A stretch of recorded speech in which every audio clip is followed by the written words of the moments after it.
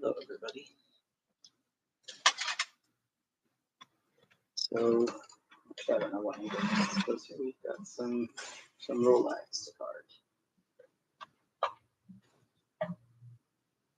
Actually, I had it all set up for as if I was about to start spinning, which I'm very much not. So we have 6 rolags we need to card, approximately.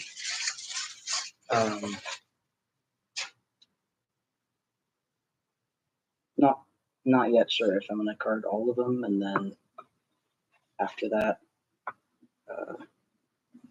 spin them all at once, or just do them like one at a time. We'll have to see. My wrist cuffs did come in, as you can see, which is great. They are not as good as the old wrist cuffs, which is unfortunate, but they're definitely better than nothing. But that said, I was I was doing some difficult crochet stuff, like not difficult as in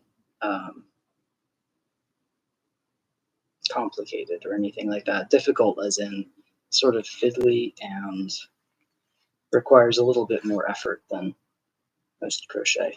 And I did not do my hands any favors with that, so trying to take it easy. Let's see. I am this time doing that thing that I said I was going to try, which was leaving a gap on the sides so that the wool has somewhere to migrate to. So we'll see how that works out. Hopefully better. Already it looks a little better. The thing is, though, I think I need to do more than 6 if I'm not going to utilize the whole carding cloth. Because otherwise one of them is going to be too small. So, hey, Ciarl, your internet is really terrible today. You don't know if you'll be able to watch. Oh, that's too bad. I hope it sort of evens out a little, but no worries if you have to head out. It just sucks about your internet, though. Okay. Yeah, so I think if we do 7, or maybe 8, if all the 7 seem to be pretty small, maybe we'll do 8. But that should be about the same amount. I will not be able to use my second bobbin for comparison. I did wind it onto this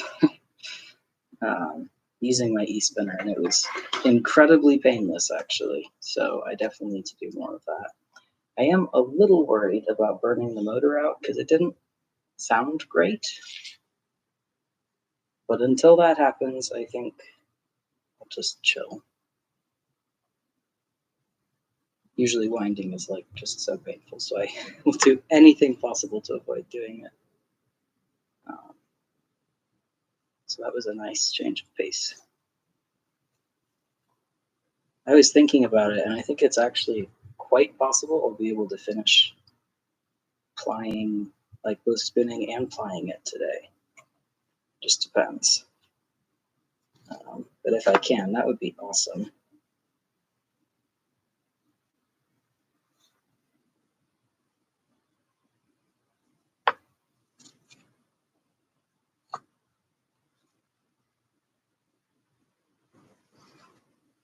Chuck.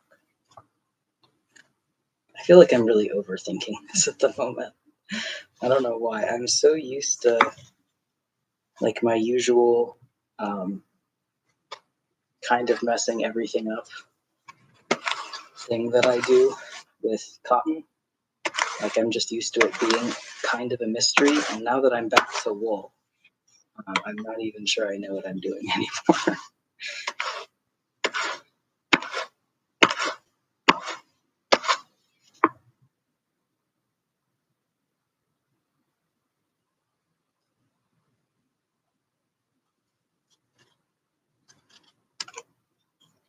I think we'll start out with 2 rolags and then do some more after that, just so that I don't hurt my wrist too bad. That should be just fine. Oh, by the way, I fixed my wheel It only took me like 6 years of doing nothing, or however long I've had this thing.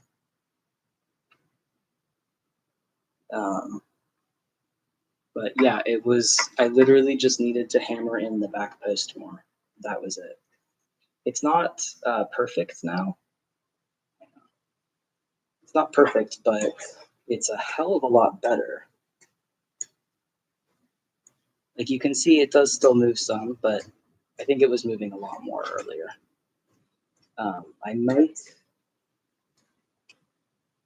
might like have to totally disassemble the wheel housing part and then try hammering it on a little bit more. I didn't want to go crazy on it because I still have the pegs in, well, the peg and the chopstick in. So, but I think there's a little bit more I could do, but even so, I'm finding that this is a lot better than it could be and than it was, so I'm pretty pleased with that. I just don't understand why it took me so long to think of that. Oh yeah, it's playing for you now? Awesome. Fingers crossed it holds out.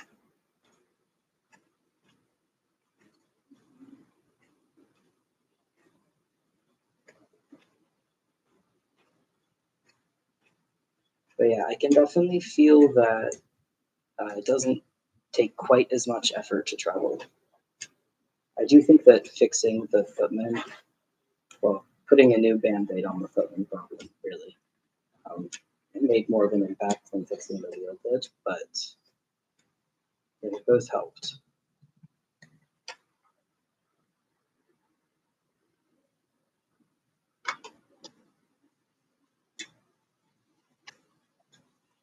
I'm really excited to see what it's going to look like plied. I think it's going to be so pretty.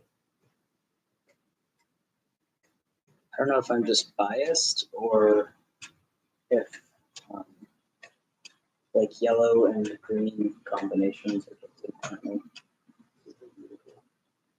Not be biased. But all of the ones that I've done that have this sort of um, color scheme, I guess, have turned out really well. So I think this one will too.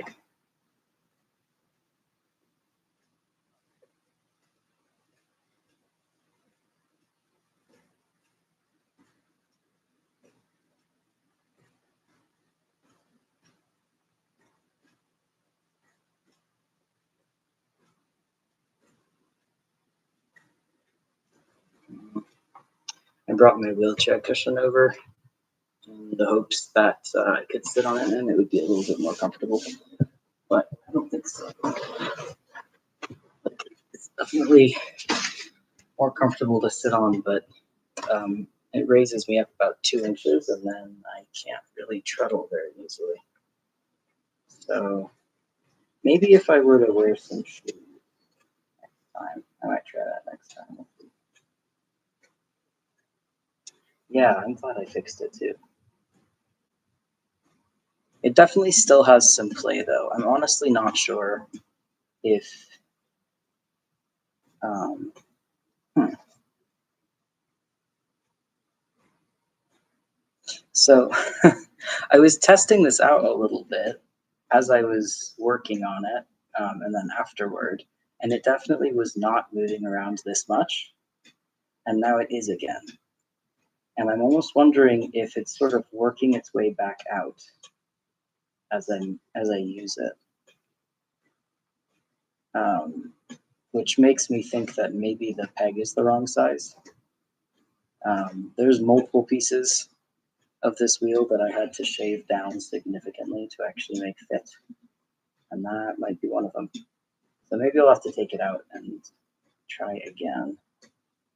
That's odd though. It was so much better like half an hour ago when I was testing it. It was easier to travel. The more I use it, the more it feels like it's sort of going back to square one. So yeah, I think the piece just doesn't fit. So I'll have to either sand it down or whittle it down probably. That's annoying.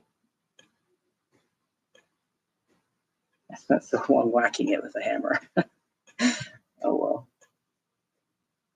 But like even just looking at it, I can see that the posts are two different heights again. and they were not when I fixed it. So it's definitely undone.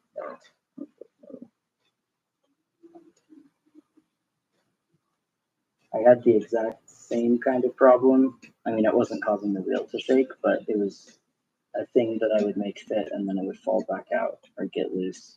I had that problem with one of the pegs that secures the wheel to the post. And initially, I whittled it down significantly, and then my roommate accidentally broke it, so I replaced it with one of my roommate's chopsticks, ex-roommate. But yeah, it would not be the first time on this wheel. Odd. It sort of feels like when they sent it out to me, they just kind of put a whole bunch of random parts in a thing, or like parts from various different models of wheels, instead of actually sending me the wheel with all the parts it needed. Like increasingly, the more I work with this wheel, the more I'm like, this is not right. Oh well, that's okay. It still spins. That's what matters.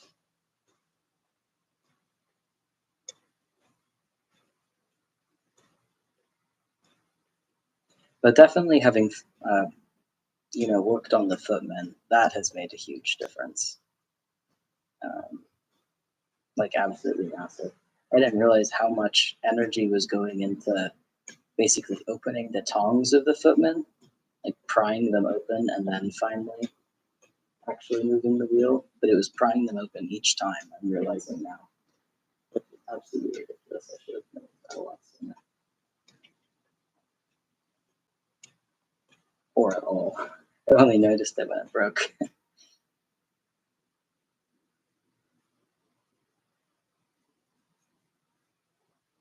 I feel like that happens with a lot of my tools. Like even if I try and do maintenance and check up on them, I only notice that something is seriously wrong when they actually break.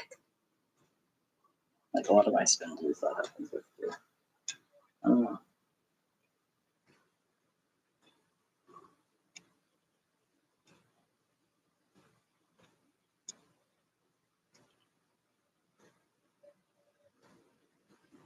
Anyway, I did get a lot of other good stuff done today. Making steady progress on my lunch bag. Although the more I work on it, the less I can get people to actually felt it. I was gonna like crochet a very thick wool lunch bag and then felt it in the washing machine. But my washing machine is not really reliable for felting, and it's not as easy to open up and check on as a top loader is. It's a front loader, unfortunately. So, and I would hate to, spend about a week being hard on my wrists and then it like shrunk it too much to be useful. It would fit some of my Tupperware containers. So I'm not sure. I'm kind of wondering if I could needle felt it, because I have needle felting supplies, and I've noticed that needle felting does not tend to shrink quite as much. The trade-off is that it doesn't necessarily become thicker. I may be wrong on this. I'm not a needle felting expert, but I've done it for some stuff, and I've noticed if you needle felt something, it'll shrink a little, but nowhere near as much as if you felted it in the washer or dryer. But it'll compact it down and make it thinner just without any air holes, which I think is an improvement. Well, maybe an improvement. I mean, the warmth of wool just comes from like air holes, and then those sort of stuck bits of air warm up and keep temperature and act as sort of an insulating buffer as well. So if you felt it, you're not getting that anymore, but you are getting no airflow really, and much better insulation. So I don't know. I'm not really sure what would be better. I think it'll be perfectly functional as like without any felting of any kind as a lunch bag. It doesn't actually need to keep things cool in there for that long before I put it in the fridge. Like an hour maybe. Right. So I don't know. We'll see. I like how it's looking though. I'm just using some mill spun because I didn't really want to sacrifice any of my hand spun for this. Because I know it's going to get eaten by the bus, as all of my bags do. But I did kind of destroy my old one, so what can you do? Why am I using that leg to pedal? Totally the wrong leg.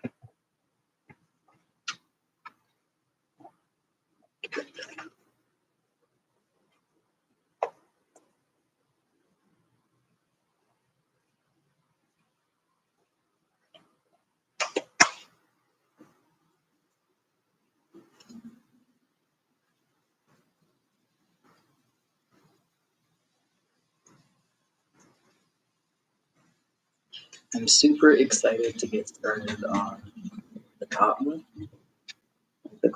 blanket spinning, because I mean, I don't think the sort of pinkish avocado dyed stuff will be done. It's still dying. And it will take a long time to dry. But the black stuff that I dyed, like black and gray, that is totally ready. It's already dried because I put it in the oven. And I think I'm hoping it'll spin up okay. And if it does, then I don't have to start on a pure white steam, which would be really nice. Super enjoy that. Yeah, I'm really looking forward to it.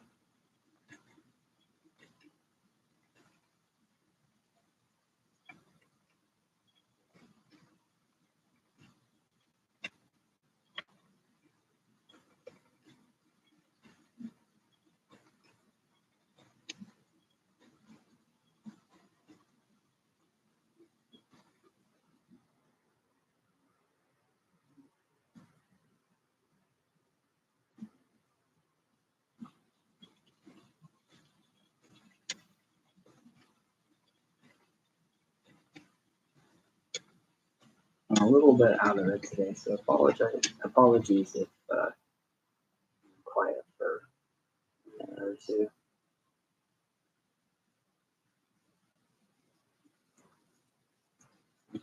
I'm distracted by the spinning.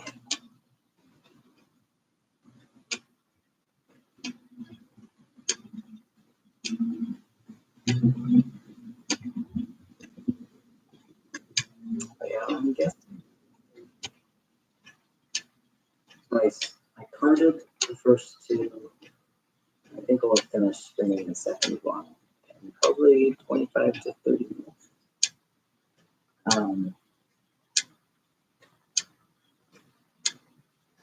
So I'm guessing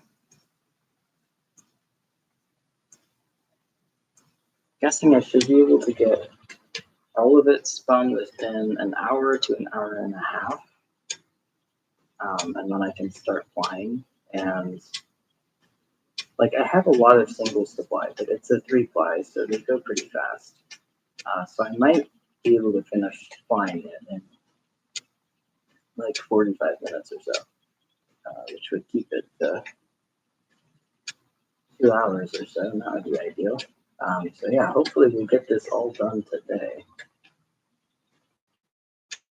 I can get it washed and everything like that.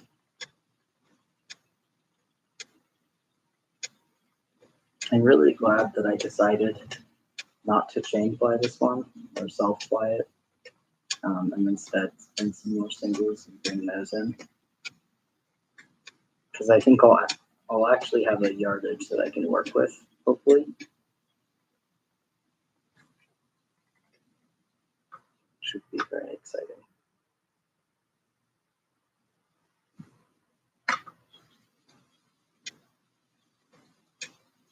And I have noticed, for those first 2 rolags I was taking care of, I have not found any just unprocessed blocks in here yet.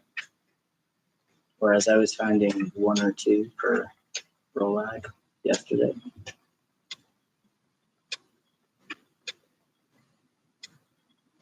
So I'm guessing that leaving that space really is.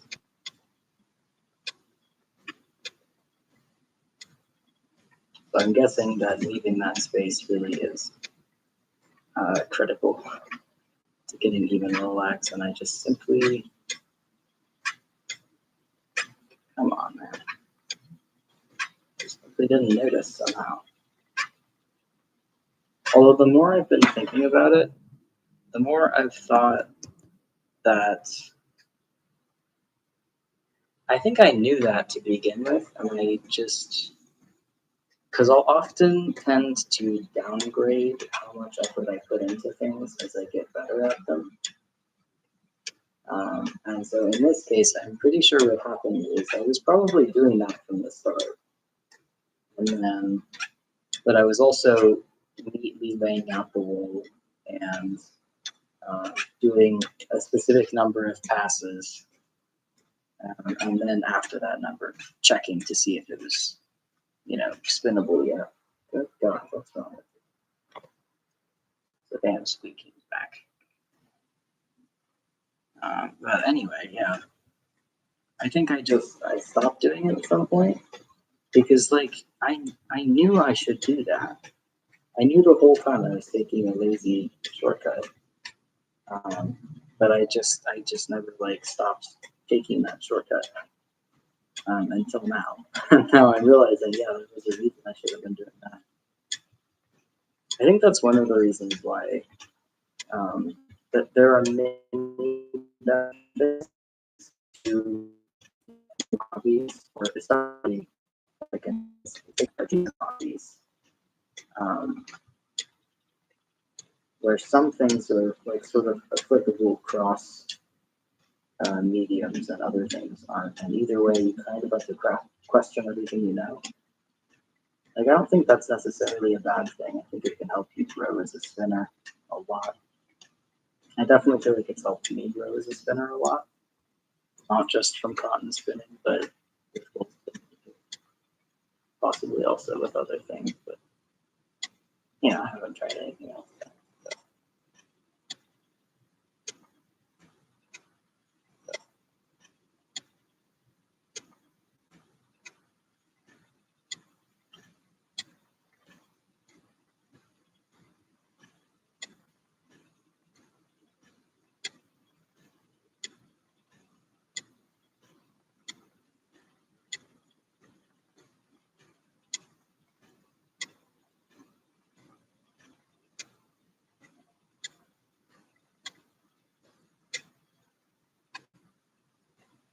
Oh, why I'm so tired today. I had coffee. I didn't even leave my apartment and go shopping like I was planning on for the training. I pretty much not done very many things, and yet I am exhausted. But I've been looking forward to spinning this all day.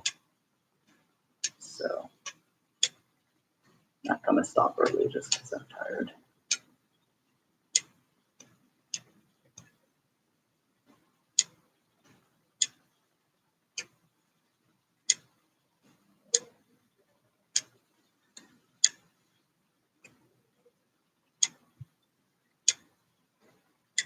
I did yet again completely fail to clean my apartment at all over the weekend,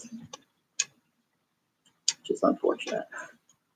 But I also can't go into work tomorrow because I have another doctor's appointment. So I'm gonna treat the rest of that day as a chore day, I think. Because I don't understand how I do it. I don't generate very much trash. There's just so much, though, all the time, no matter what. You rebooted your router, seems better now. Oh, nice. Wait, I hope that fixes it. I was noticing sort of flickering constantly on there.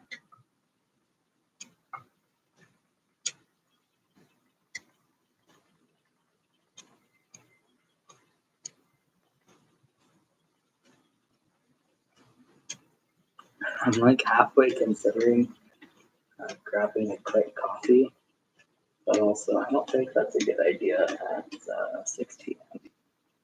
Typically not. I think I'll just stick with my coconut water and try not to yawn too much.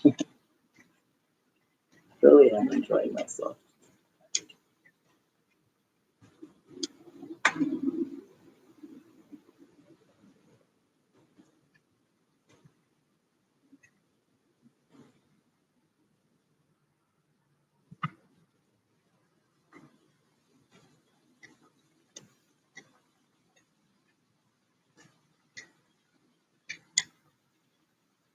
Okay.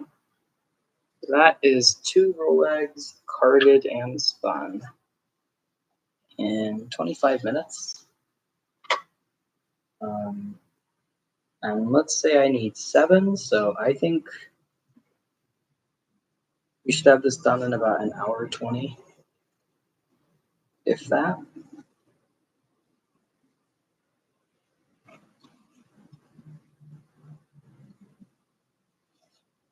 Now, I'm mostly not leaving the sides completely empty, but I'm only putting a very thin amount of fiber there. I feel like that's probably okay. And it's not, so like it is completely clear here and here, but otherwise there's sort of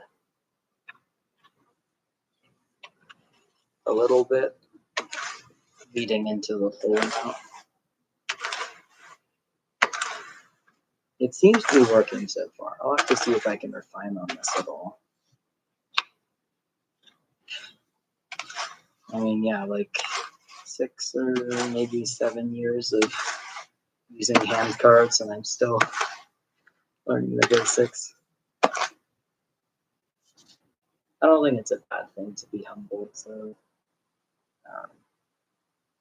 especially when you have a tendency to get a little bit too cocky like I do.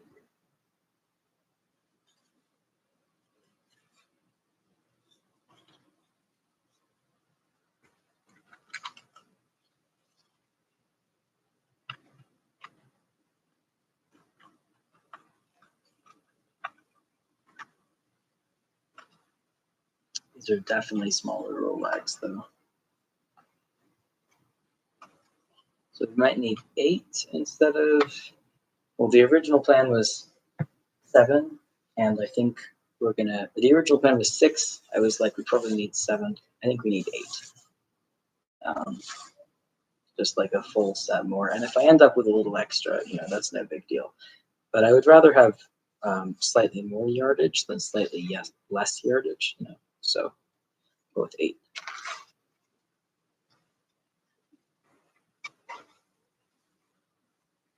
Is it better? I'm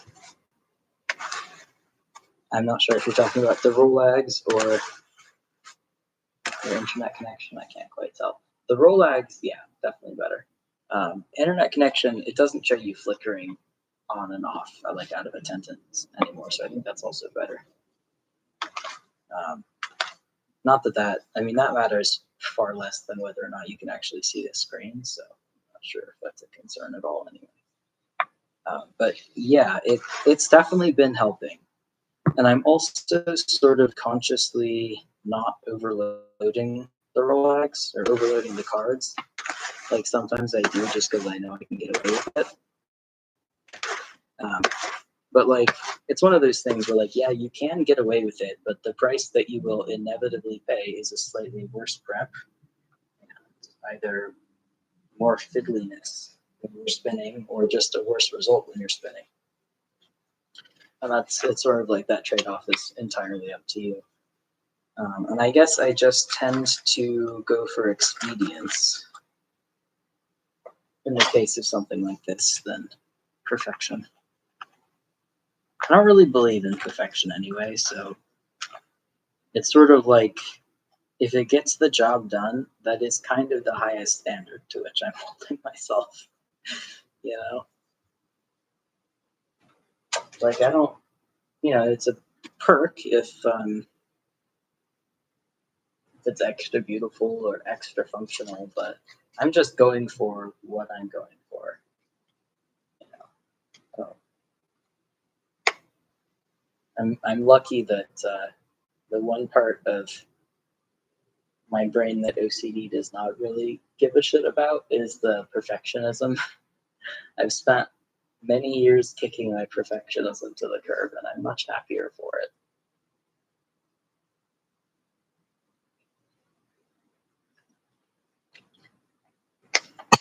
I would say I produce things that are slightly worse in quality, but I produce a lot more of them, and I'm a lot less frustrated by it.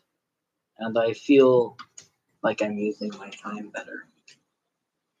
Like a good illustration of that is, when I was pretty deep in my perfectionism, might knit a hat. Might even knit the whole hat, and then I might even sew in the ends and decide, wait, I missed the stitch 50 rows back. I have to undo the whole fucking thing. And not only is that like the slowest possible way to do that, and the least efficient way to do that, but it didn't make me happy to do that. I just felt like I had to. I didn't have a choice because there was a mistake and I saw it, so it's my responsibility to fix it. And if I didn't, I was horrible, And now instead, it's like I pretty much only frog if it's affecting the functionality, or if I think I can make it look better without sacrificing too much time. Because otherwise, I do kind of go overboard on that sort of thing. But I've noticed that I'm generally a lot happier with my projects when I just let them exist with mistakes. Even if I catch them in time, it doesn't always matter to me anyway. I know everyone else has different feelings on that sort of thing. It's a very personal thing because it's just depends entirely on your personality. So, but for me, I feel like I've reached a good balance. I'm pretty happy with that.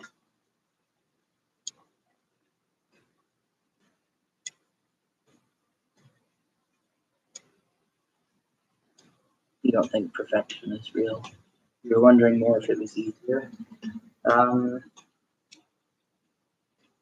don't know. I mean, it's not that it was a hardship to like sort out the unknown blocks. I have enough experience with that I know what I'm doing.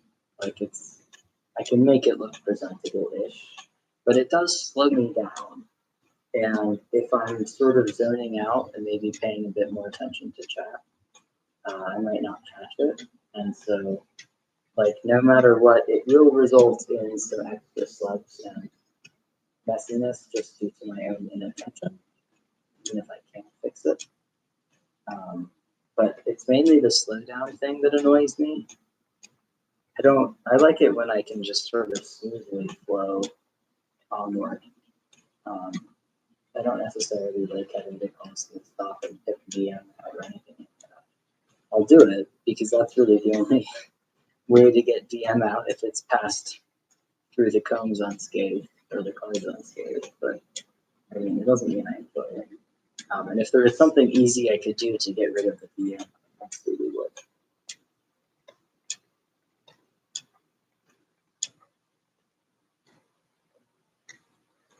But I think it is easier in that I can be less attentive to what I'm doing while also getting a better result. So I suppose that is easier for sure. I hope that's the question you were asking. I apologize if I like respond to a question you weren't asking. I'm trying to read. My brain is not at 100% capacity. So, and also, I do not mind and in fact welcome corrections, especially if I've misread what you read. Like with earlier when I super misread one of your comments. Thank you for correcting me. I will never be mad if you correct me, or if anyone corrects me. So, yeah, if I did get that wrong, let me know.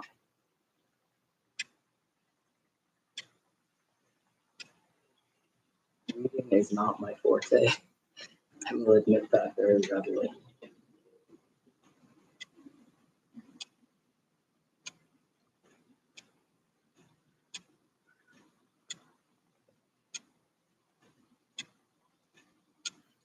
These compression cups are helping pretty well, though. I only just got them like half an hour before the stream started, so I haven't had time to test out the crochet I was doing. But so far, it is helping a lot with stopping my tendons from. I don't know what it's called when your tendon is just fully in the wrong spot due to trauma. It's not a dislocation, but it's sort of like it jumps out of place. And then I have to do that. So, yeah, it hasn't done that so far, and it doesn't feel like it's going to, which is a huge improvement. Cannot overstate how big of an improvement that is.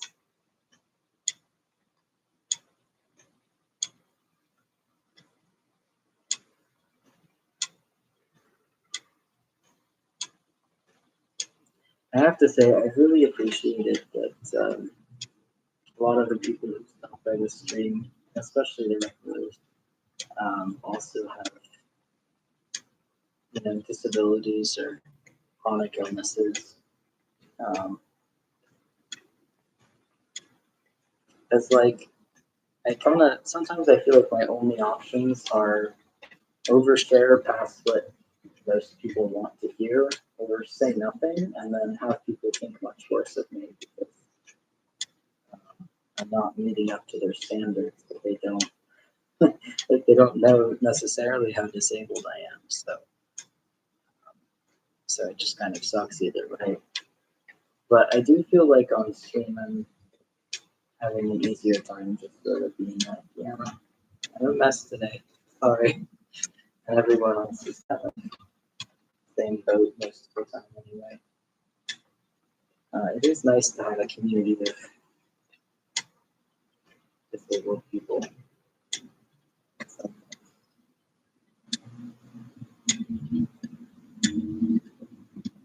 one of my coworkers also uses the power chair. And he's like one of my direct coworkers, not just someone who works in my building, but often we're literally working side by side. And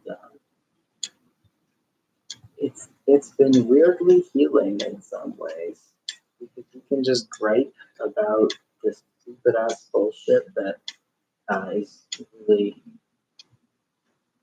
limited to power chair issues, and sometimes more broadly wheelchair issues. But even in the wheelchair communities, most wheelchair users are manual chairs, and so there's a little bit of a like the wheelchair communities, to be clear, very thoughtful, very sweet. Not like they're certainly not cruel to power chair users, not at all, nothing like that. But it's more just like here I am in the community that I'm supposed to belong in, and my problems are different from everyone else's problems, and no one really knows what I'm talking about, even if they're being nice about it. That kind of sucks. So getting a coworker who is in a power chair as well is it has helped a lot. Just like stop me from taking on with humanity, which I try really hard not to do. I don't want to be that guy. I really, really don't. I did that as a teenager, and it was bad for everybody. But you can only take so much. But getting to hang out with power chair users, coworkers, stuff like that is makes me feel a lot better about being a person. If that makes sense. I don't know.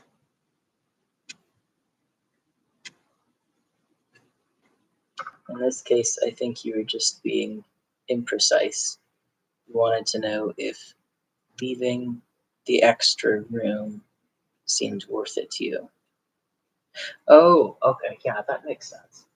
I do think it's worth it, yeah, because I mean, for one thing, I think it helps me not overload the cards, because I do have a tendency to do that, and with wool, I will just muscle through, which helps nobody, especially me.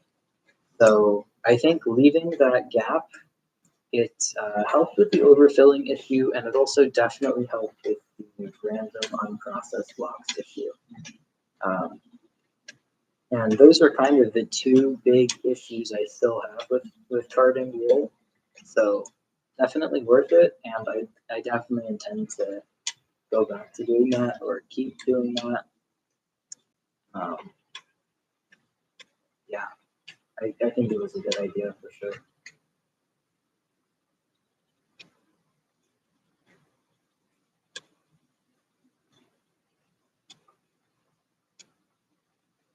You always overshare, anyways. Well, yeah, me too. I have yet to figure out the middle ground between oversharing and sitting completely silent in a room full of people who kind of want me to be talking about something. It's a hard line to navigate. But the more customer service I work, the more I'm prone to overshare for some reason. Even though I would really prefer to say less, just get in less trouble that way. But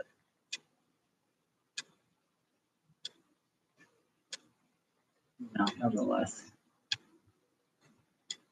it feels like the customer service mask that I put on, and that I've always put on as long as I've worked customer service, is unfortunately also an effective way of dealing with the world, and other people. And so it has kind of become just my default way of interacting with people in a lot of ways. I mean, I don't have, if I were to recite one of my little work skills, it would be so jarring right now. I definitely have a different cadence of voice, and I usually use different facial expressions and that sort of thing. Um, but like barring that, just the behavior itself of being assertively friendly, if that makes sense. Like, you know how if you're at the store, a cashier might like beckon you to the front or call out to you or something if you're not paying attention. That is a form of assertiveness, and it's a useful skill to have for sure, especially if you have a quiet voice like I usually do.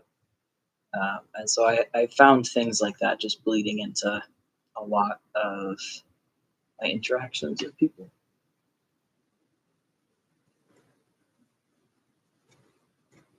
And due to that, the oversharing also. I don't think I overshare at work though. Like I don't talk about my personal life at work almost at all, just with a couple of colleagues who I'm closer with. Um, and I don't overshare with customers for sure, but I do overshare job related information. Not like, the inner workings of the clinic, but more like here is an exhaustive list of the services we provide and also all the places you can go and also our hours and also all the caveats of when you have to be here, and also our new patient policy, and also like it just goes on and I can tell I'm overwhelming them sometimes. It's difficult to find a middle ground on that one as well. I think the thing that really clued me into being autistic when I was a kid,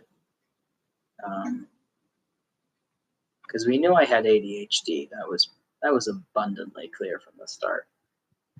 But with autism, the thing that really made me realize, like, oh, it's gotta be autism, was that I would always be thinking, like, man, what fucking memo did they read this out of?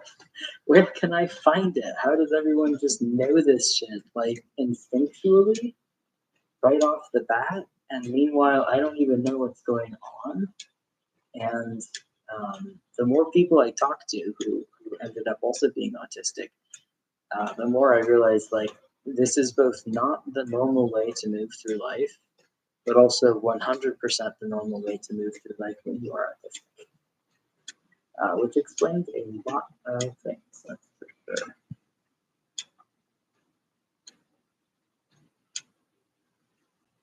That sounds hard. Glad that I have someone else who can. Yeah, me too. Me too, for sure. I do find that I'm sort of struggling with, I don't know if boundaries is the right word, but so he is more physically disabled than I am. So there are some things that I can do that he can't do. And of course, I'm happy to do them for him if I can, and I do. But I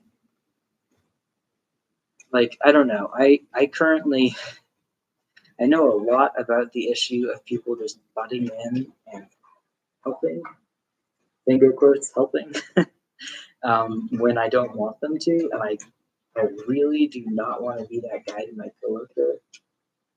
But every time I bring it up, like I either get distracted by a patient halfway through, which is just sort of a half of the job, or I don't think he's quite understanding what I'm saying, because of my communication difficulties. So yeah, I don't know. I'm still trying to figure out how to respectfully, concisely, and effectively convey that, like, hey, dude, I have your back as much as you want me to have your back. And if what you want is for me to, like, totally leave you alone to your stuff, unless you specifically ask, that is totally fine.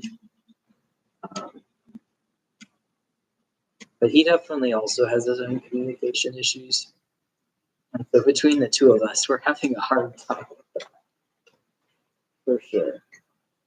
But there was like recently this accessibility issue that was only affecting him, and we implemented this new technology to make everybody's life easier. But it made his life so much worse, specifically because he's disabled. And I was immediately like, that's not okay. And we need to fix this. And we're not going to keep going like this. This is not going to be the new status quo. But he's not fighting it very hard. And like, I know it annoys him, but I don't know if, like, it's his choice whether or not that's worth it to him, Like, he may have his own thoughts and concerns that I am not privy to, and his own reasons for not doing that. And I just don't, yeah, I overcomplicate everything. That's what the crux of it actually is I just overcomplicate absolutely everything.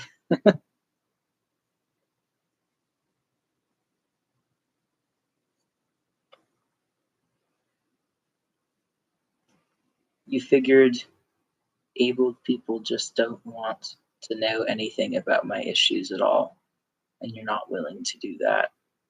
So you say what you want. I get that. I definitely am not about to complain to my issues to a flock of abled people, because I know I would be misconstrued and probably subjected to a bunch of invasive questions, and then maybe it would be unsafe also. Um, so I do tend to confine my complaining to other disabled people, but then it's like, they probably don't want to hear events as much as anyone else, even if they understand it, even if they relate to it.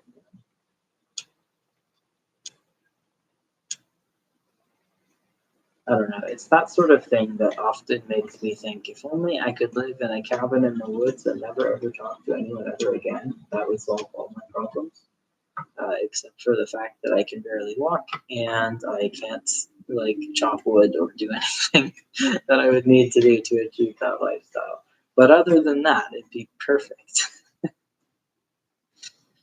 So much of my daily stress is and always has been just how the fuck to talk to people. Hard.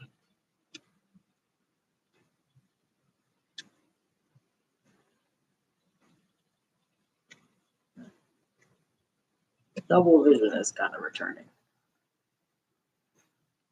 which is a problem mostly because it's really hard to see what I'm spinning.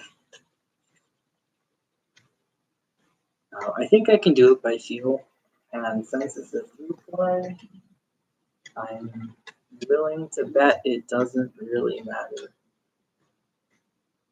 So, yeah, we'll keep going. But I think my singles quality is going to decrease a bit. That is A-okay. Like if I stopped spinning every time something like this happened, which would make it worse, I don't think I'd ever spin it. You just have to embrace it. You know? Honestly, one of the things that really helped me was so I submitted some work to a local museum for part of a contemporary folk art exhibition. And it fell, the stuff that I was doing definitely falls under folk art. And I believe what I did was handmade and wood burned spindle, and then a little bit of blackberry dyed wool, and then a little bit of milkweed fluff mixed in, and I spun a bit, and then I crocheted a little patch. I don't know. I don't know how much it's folk art, I guess, but they counted it, and they paid me like $600 for it. Which, oh yeah, there's also a hand-spun, hand-woven belt, which helped. But yeah, they paid $500, $600 for it, so clearly they liked it. And I just remember being there and looking at my frumpy little like crochet patch and a couple of milkweed seeds I had in there, and then I turned to my left and there was a incredibly gorgeous Moroccan beadwork dress. I don't know if beadwork is the right term. It had a lot of beads in it, and the description was pretty sparse. But it was so gorgeous, and it was literally directly across from my frumpy little exhibition. But when I was going through the rest of the exhibition, because a lot of it was like, old, it was mostly textiles focused actually, and a lot of that was things that people's grandparents or great grandparents had made that survived, and they all survived with mending, and usually with little embroidery. Like there was a little baby dress, and it had an embroidery of a bear on the front, and it was just the cutest thing ever. But you could see, looking at it, that they were all imperfect.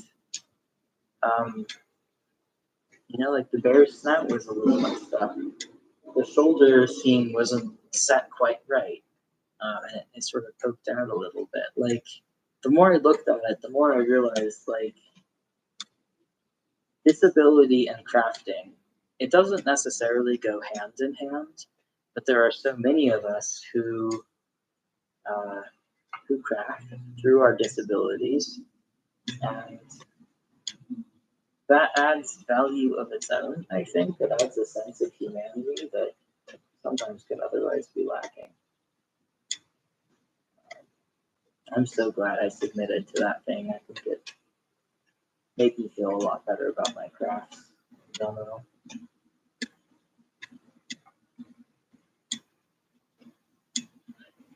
It is hard to navigate. I don't know if you're also autistic, but I guess personally I find almost everything really hard to navigate.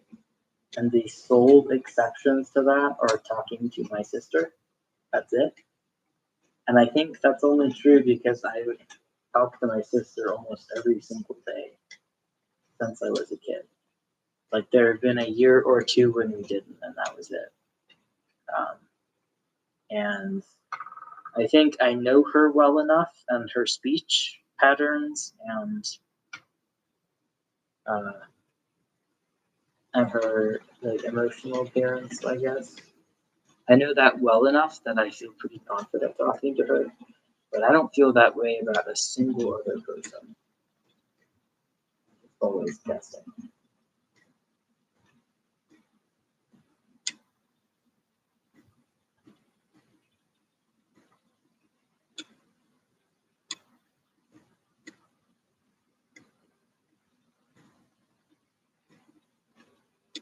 I think this was 4 rolags. I apologize. I was not counting, as always. This is either 4 or 6. I think it's 4. I'm gonna, as soon as I finish this little bit of this rolag, I'm just gonna compare it to my first bobbin, see how it looks. But I have a feeling.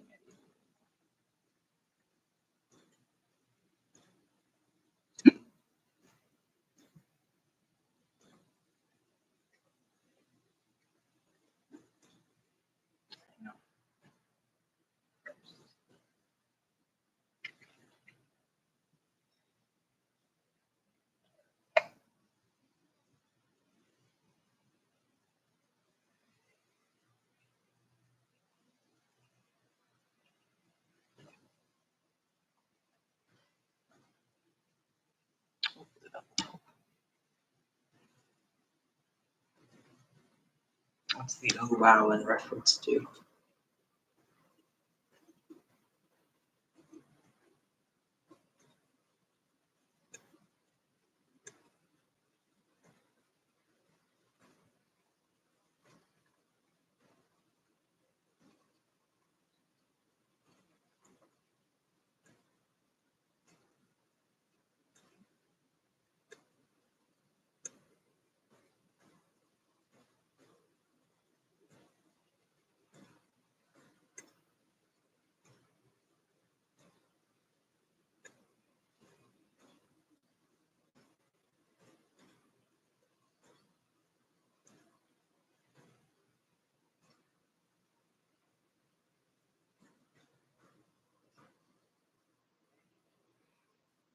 Let's do a couple more ones.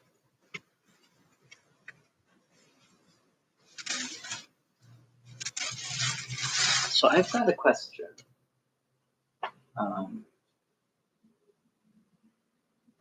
Just forgot. Give me a moment while I card some wool. Oh yeah, okay. So my question is, do you tend to categorize your yarn in terms of worsted and non-worsted? Not in terms of yarn weight, but rather the technique, you know? Because I have a question about that I feel like it's only really relevant if that's already how you classify your goals or not.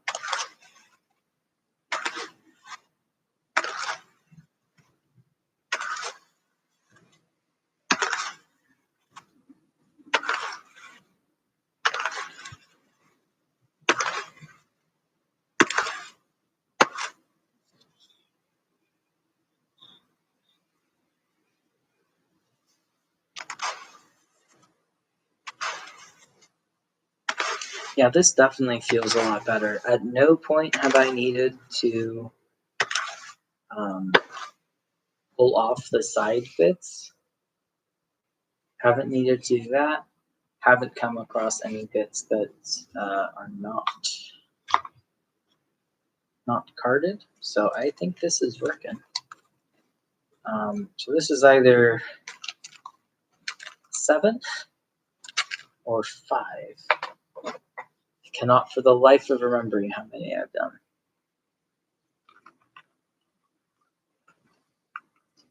You're also autistic, but you've stopped worrying about what other people think so much lately. That's good. I think I've also gotten there. My current customer service job is helping in that regard, and I've sort of entered the I couldn't give less of a fuck sort of attitude. But it's serving me well, so not gonna stop. I don't know, like if allistic people can't figure out how to communicate with us, then why do we owe it to them to do all that work just for them? You know, if they're not gonna like, I do have some allistic friends who do put the work in, and I absolutely put in more work in response because I'm very grateful for that. But the average person off the street could not care less and will put the entire onus of carrying the conversation on you, or at least of understanding or anything like that, just because you're autistic and they're not.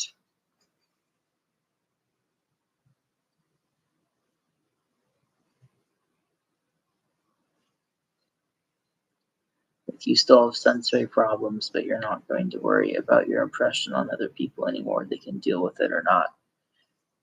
It's harder if you're working. Yeah. I mean, I don't know. Yes and no, in my opinion. You know, it's harder if you're working because, of course, you're afraid of getting fired. And if your work is something important, like, I mean, my work is, I work at a healthcare clinic, and my job is important. Um, it's definitely important, and I don't want my autism to get in the way of people getting healthcare. I will do my utmost to stop that from happening. But I think also doing it at work kind of helps sometimes because you're a little less likely to get physically assaulted at work over being autistic, especially if your coworkers don't know, because they'll just be like, "What the fuck is wrong with you?" Or you're attacking like coworker XYZ, and he's just acting normal, and you're being weird.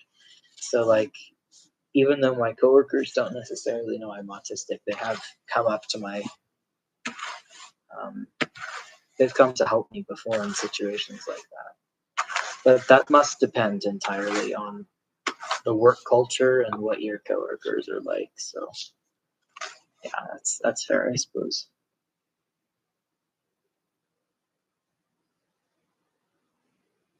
It's amazing I had my work in a museum. Thanks. It's a very, very small local museum. It's not like I had my work in the Smithsonian, to be clear, or even one of the state museums. This is just a county museum. But I'm still kind of baffled by it too. I'm really happy about it. I never thought that I could do that, and I think all my life people have been telling me that my fiber arts is pretty useless. Um, and sometimes I internalize that. I mean, I know it's not useless to me purely because it's keeping me alive. I don't have much reason to live other than enjoying fiber arts and making the most of what time I have, you know. But it's really helpful to hear that validated as well. You don't know how far behind you're lagging. I think like 5 minutes would be my guess.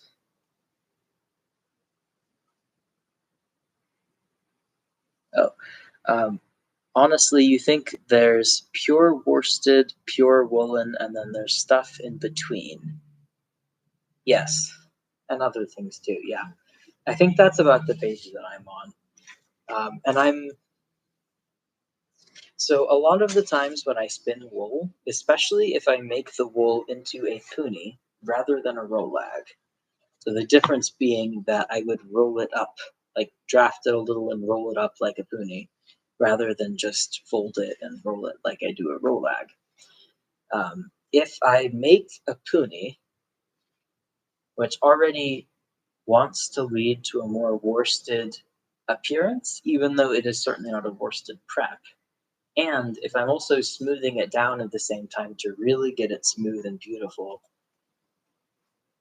like, yes, it's not true worsted, but the definition of true worsted is actually so restrictive that I think very few people have spun true worsted.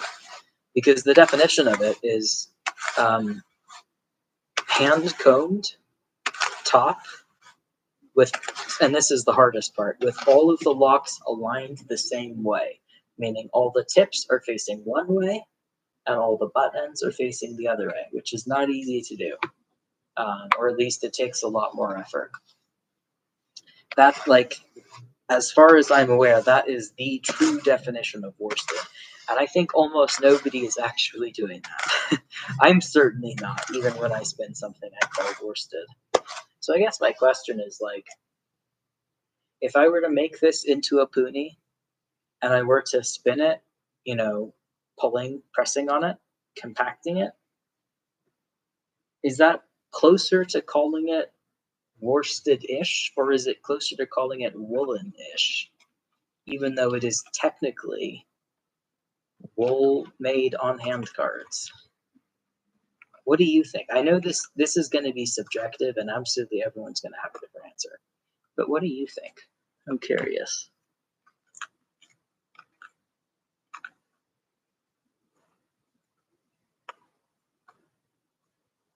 Okay, I have 4 now. I think that's more than I needed. I don't remember. Let's check.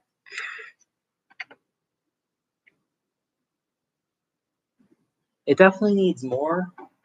I don't think it needs 4 more, but to be honest, I figure a little extra never hurt anybody. So we're going to spin all 4 of those.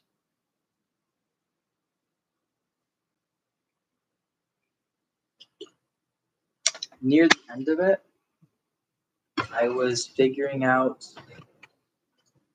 how to still get a little bit more fiber in there while hopefully still processing it, or still getting it up to the same standard of processing.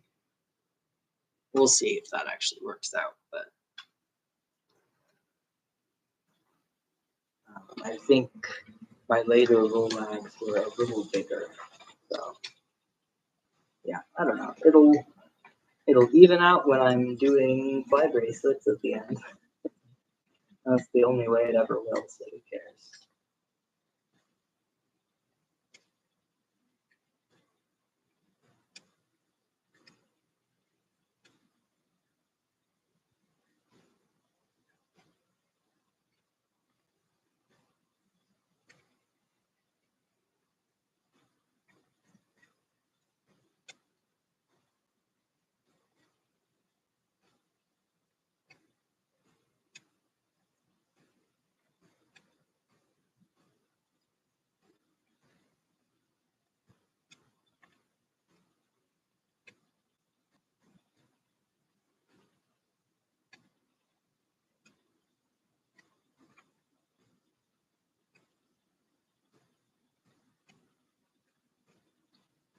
That said, even though I'm not getting full locks that haven't been opened, I am still getting a fair amount of lumps. And I think part of that is the neps and oils and second cuts, of which there are a fair few. But I'm also not quite sure if maybe I need a 3rd pass. I think I've only done 2 passes on all these so far, if I remember correctly, which is frankly unlikely.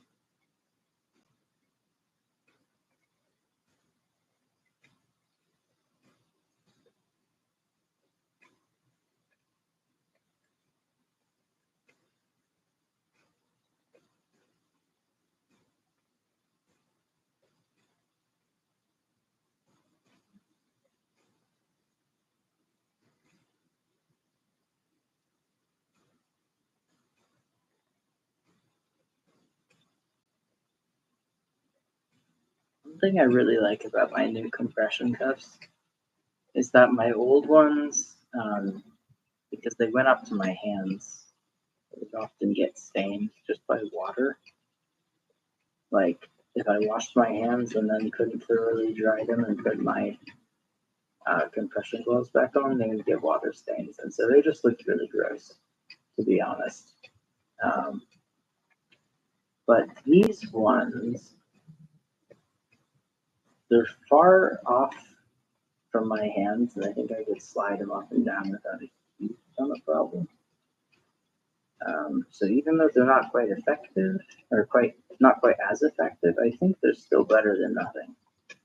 And they help the pain a lot for sure. And the stability is the other thing. My tendons need to be held in place, or they will not do that. So yeah, pretty pleased with that purchase for sure.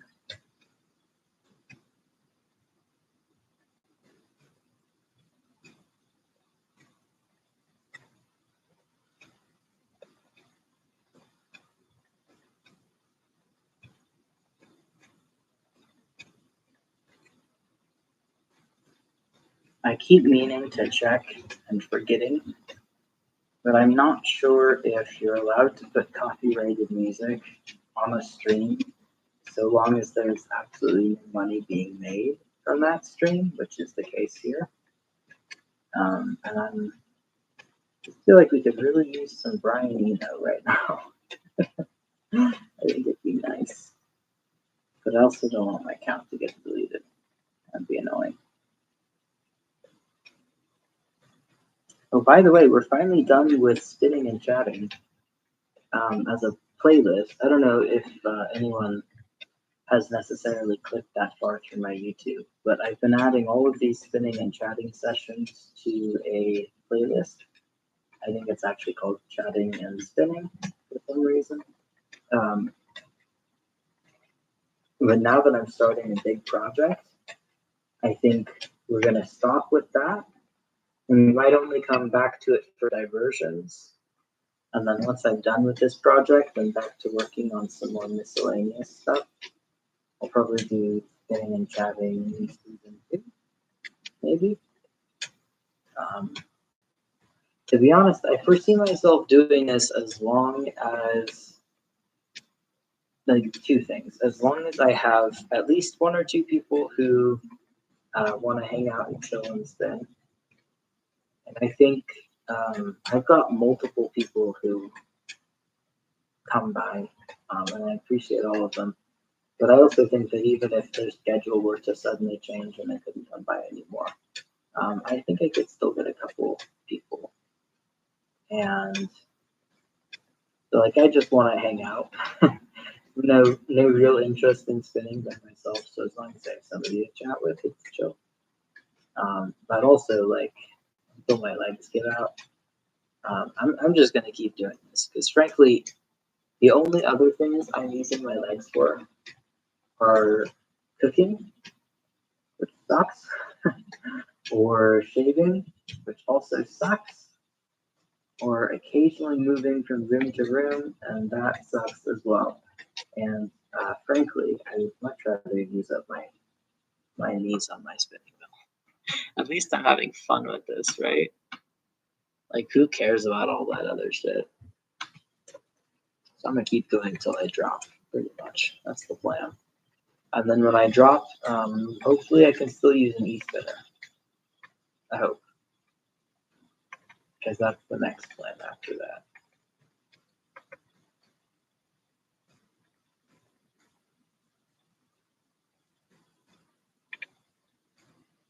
You think it just jumped way into the future for you? I don't know if I was talking about the woolen worsted thing. Yeah, I was. Well, not just a second, but my question, which I'm guessing got cut out a bit, my question was, say you make a woolen prep, like what I've got here, but then when you're spinning it, you're doing that compact down and press down, smooth down thing that you do with a woolen prep. If you do all of that, is that more worsted or is it more woolen?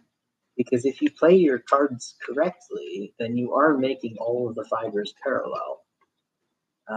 Like, that won't happen with long draw, but if you're actually going in and pinching, you can see all of the fibers stretching out, and then you smooth them down. And so it's sort of like, is that, I know it's not true worsted, obviously, But would that be more worsted, or would it just be woolen simply due to the fact that it was prepared in a woolen manner? I'm just curious your take on it. I think that's got to be a subjective question that everyone's going to have different answers to.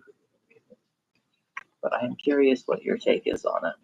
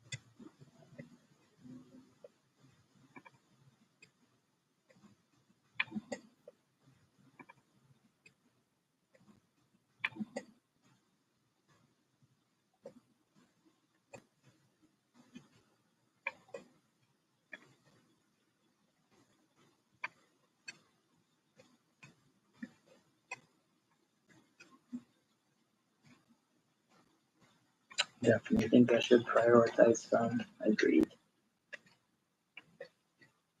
What else is there at this point? There's work or there's fun, and I'm sure as fuck not killing myself for work. I'd rather kill myself for fun.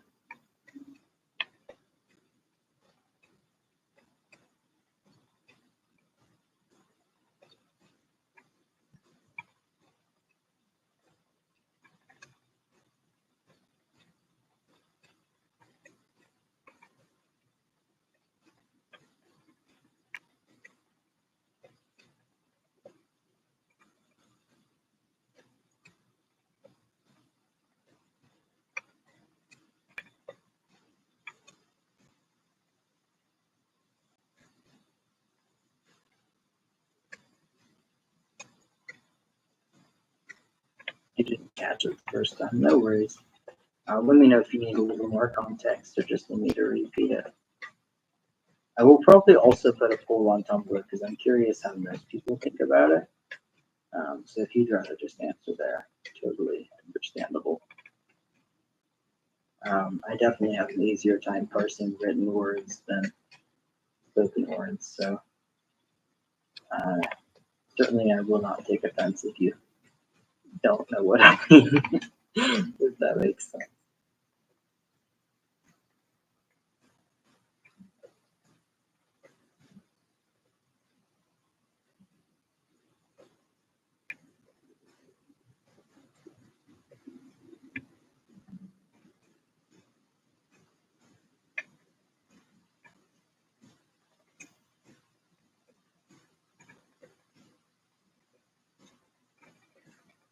My cat's sleepy little snores are really getting to me.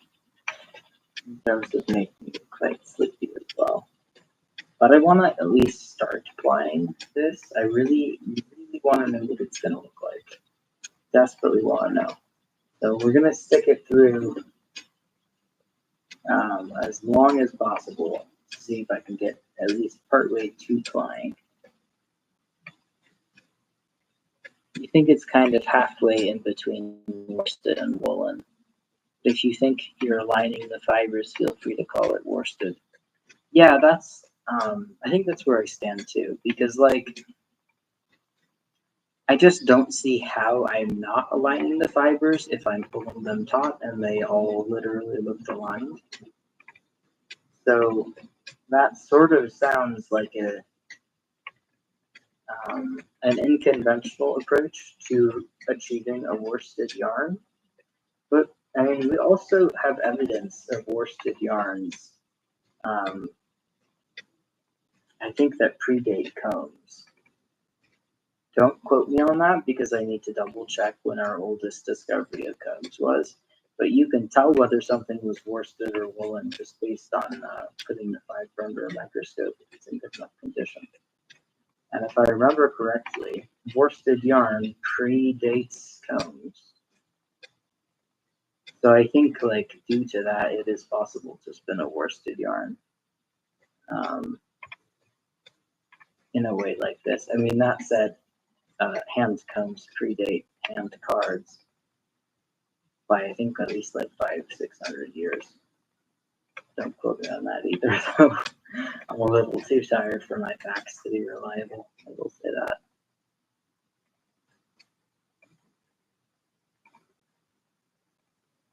It says you're about 4 minutes behind. Sorry about that. Oh, no worries. If you like want to catch up, I think reloading the page ought to fix it. But if you just want to not miss anything, yeah, you do you. I don't mind at all.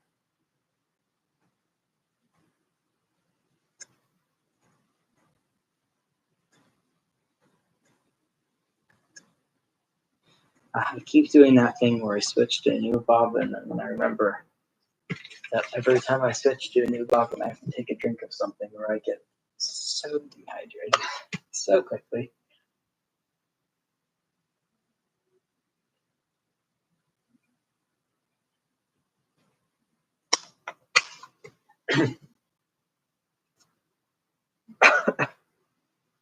All right. So we got 2 rolags left out of what I've made. You know, I'm not sure we'll need all 2. We'll have to see. Like, and I'm spinning one now, so it's like 2 3/4 really. Yeah, I don't know if we'll need all of it, but also I really don't mind the idea of there being a big, like a largish section where it's all just one color. There's nothing wrong with that. I kind of like that as a design choice. So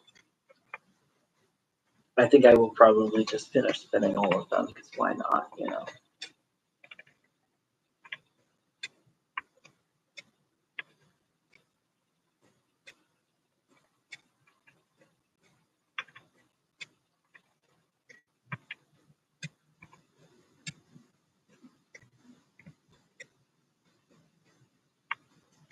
I just remembered that my sister's garden at her current place, which she's moving pretty soon, and has this huge sage patch. And I picked some sage already and used it to dye something. At this point, I actually have no idea what, but I used it to dye something.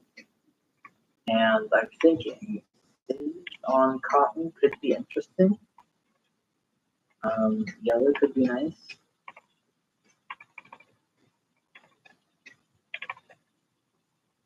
I don't necessarily know if I want the black cotton to be for the blanket. I mean, obviously, a black surface is going to hold and attract more heat than a lighter colored surface, but I think that's mostly from sunlight, if I understand that correctly. I'm like, I don't really use my summer blankets during the day because I'm at work all day. I'm not in my apartment during the day. So it's sort of like, does it even matter if I do that? And also, I really want to save my dark cotton for a nice pair of shorts that would be thick enough that they wouldn't wrinkle. That's what I need. And no seam. That's really what I need.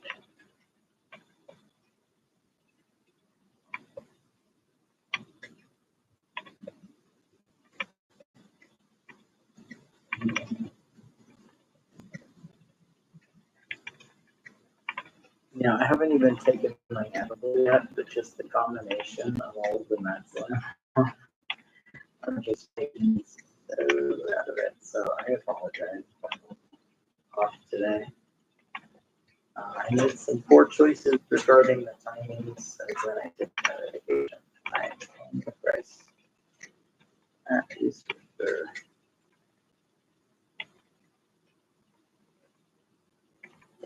Kind of enjoying it though. It's a little bit more meditative than I usually do.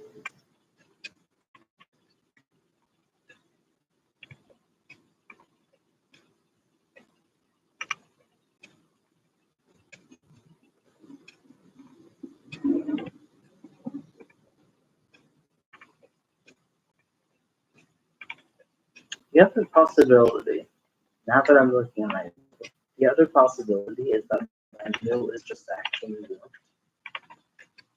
And that might be why it will pull it out of spot. It's quite likely.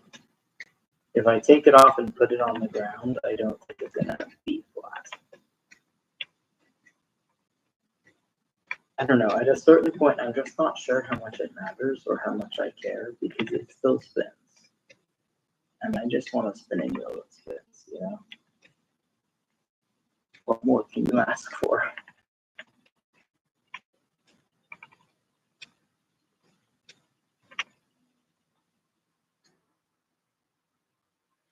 You have aligned fibers by just pulling them, so you don't see why not. Yeah, exactly. Because like when you're making a rolag, you know, typically you roll it up sort of like a burrito. But if you pull it off the cards and do it the other way, it is definitely more worsted. It's harder to work with, I think, by a lot, but it's definitely worsted. Because all the fibers are aligned, so. Yeah, like you said, why not? You think Sally Pointer made some combs out of those, or out of thorns? Yes, but she was, if I remember correctly, she was doing that for plant fiber processing, not for wool processing.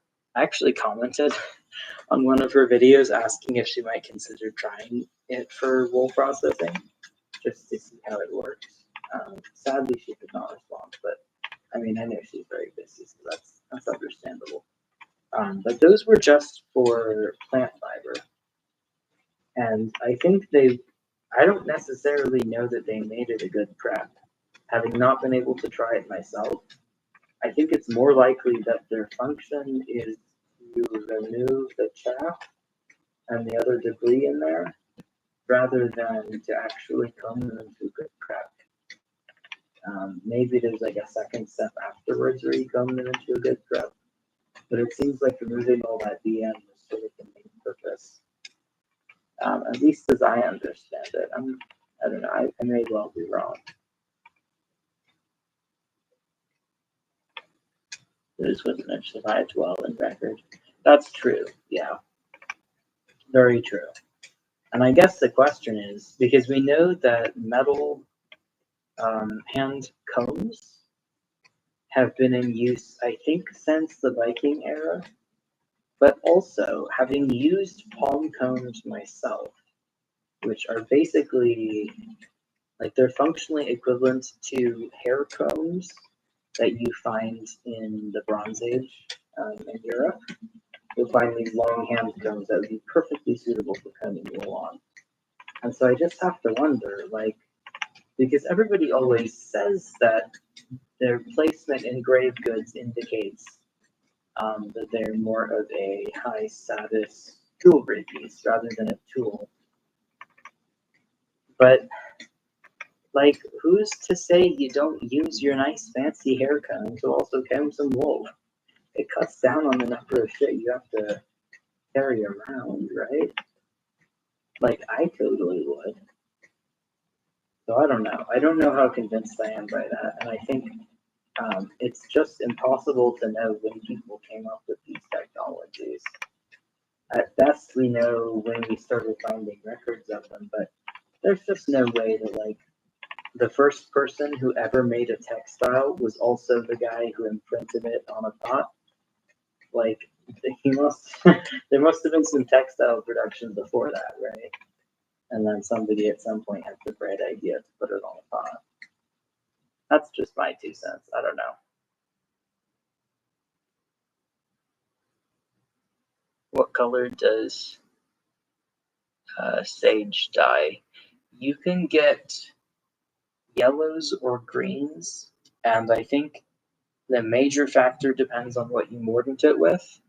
If you mordant it with copper, you're a lot more likely to get greens, because copper mordant tends to make things more green. Whereas if you mordant it with alum, more likely to get yellow. You do need a lot of it though.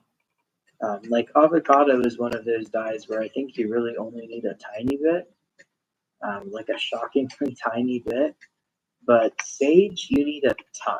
Your pile of sage should look like, at minimum, the same size of your pile as wool, and ideally twice the size if you have the stuff for it.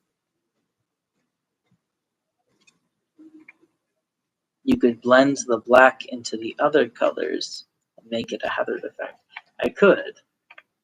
That is true. At the moment, the only other color I have is, I mean, it hasn't come out yet, so it's a little hard to say, but it seems to be a pinkish that's gone slightly orange. And I tried dipping a small amount of that in an iron bath, and it just turned sort of the same charcoal gray that my other stuff did. But yeah, I haven't tried blending them for sure. I guess my only wonder is, like, do I want a blanket that has gray and pink stripes? I'm not sure. It's not my favorite color combination, I won't lie. I kind of like going more for the primary colors and tropical kind of vibe. It just makes it feel a little bit more cool. Yeah, I don't know. I definitely want to get some more yellow in there, because yellow is a great color for a blanket. It's very nice and cheery.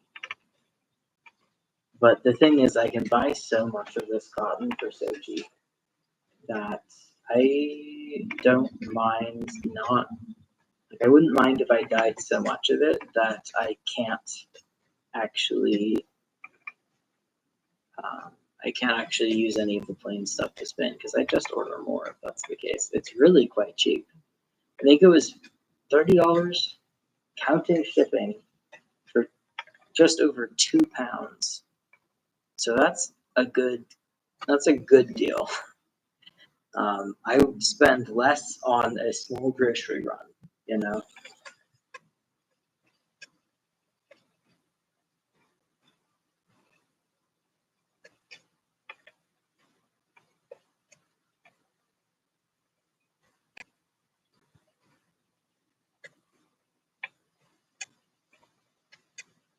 I probably will try blending all of the colors I get, just to see, because I mean, they're all gonna have to go on the cards anyway, so who cares? Just to see how it looks. Because I've noticed I'm getting some darker sections and some lighter sections, like I always do when I dye wool. Do the same with cotton.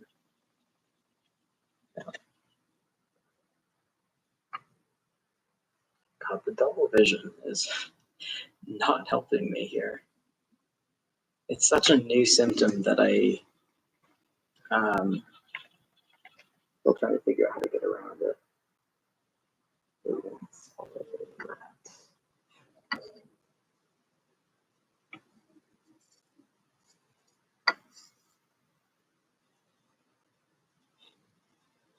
Oh, did I go the wrong way for a while?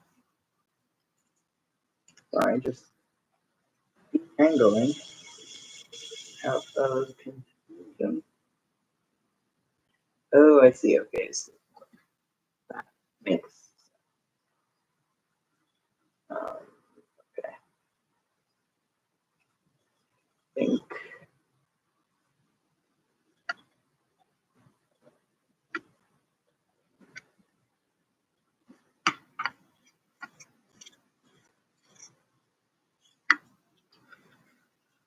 I don't even know what I did. What's going on? Okay. Gosh. You know, a lot of the time, I feel like I know exactly where I went wrong, and that was not one of those times. Let me tell you. Fog is real.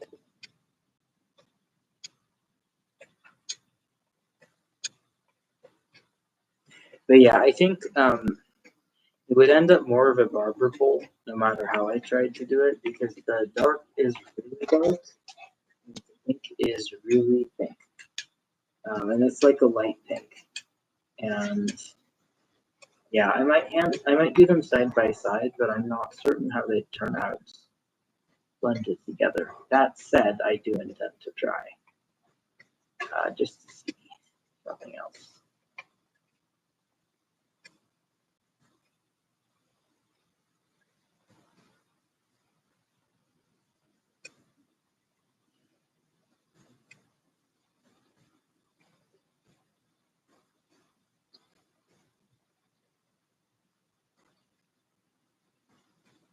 I'm very nervous about my doctor's appointment tomorrow.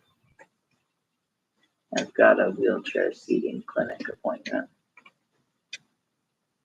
And yeah, they have the power to help me quite a lot and massively improve my quality of life. I just don't think they will. Don't think they'll give a shit. That is how the doctors here typically are. But I feel like sometimes my options are cling to hope or fall headfirst into an endless pit of despair. And so I tend to try not to pick that second option, because it doesn't go well for me.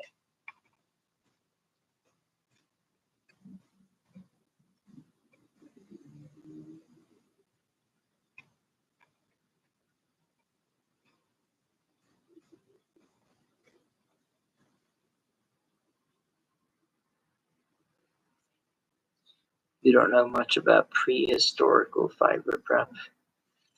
Yeah, me neither. I wish I knew a hell of a lot more, because I find it so fascinating. But a lot of it, I mean, especially if you're going pre-agriculture, so anytime in the Stone Age, as far as I'm aware, you're pretty much always going to be working with plant fibers. And so those, what was it? Was it hawthorn? I think it was hawthorn or fiber combs for plant material fibers, and they seemed really effective. So, like, I would not be surprised if that was just a staple of anybody who had time to spin for a long time.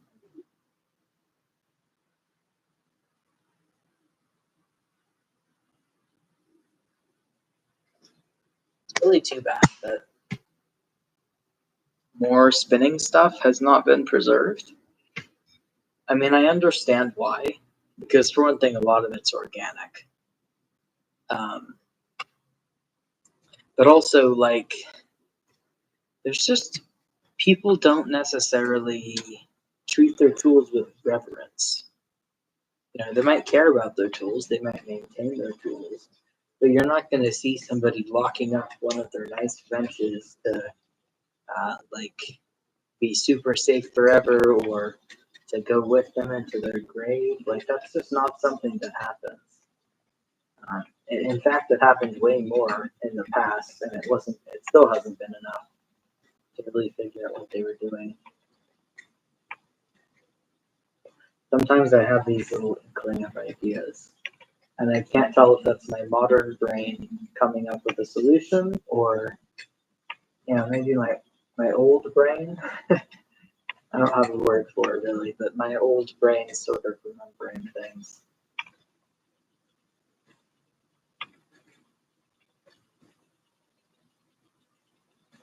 I don't really know how else to describe it, but I definitely have memories of times long gone by that really inform who I am as a person. And I can't just let them go. They're just always there. Once I remember them, it's sort of a part of me. And so I feel, I have memories of sitting in a cave, painting little dots. It's one of those things, like, there's really no possible way to know if I'm simply delusional or if I picked it up somewhere else, or if that actually is just how, like, maybe my brain just does remember those things. I don't know. But it brings me more peace, I think, to think of it that way, in terms of, like, when I spin, I am coming home to the fullest of my extent. That's what I love so much about spinning. It feels so familiar. Feels like people I miss who I haven't seen in millennia are here, and I'm spinning. Such an odd feeling.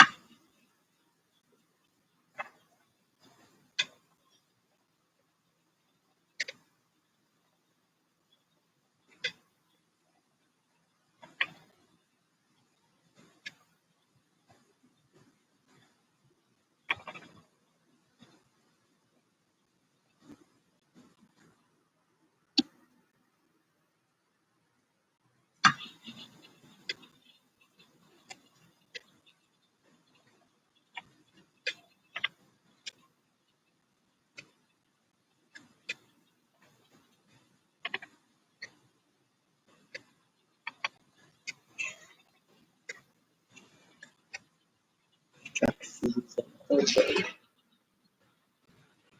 It's like not in my backyard. Care at all. So talented.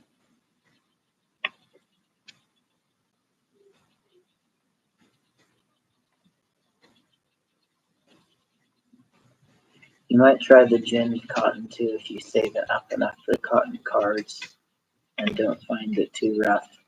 Nice. I hope if you do that you enjoy it.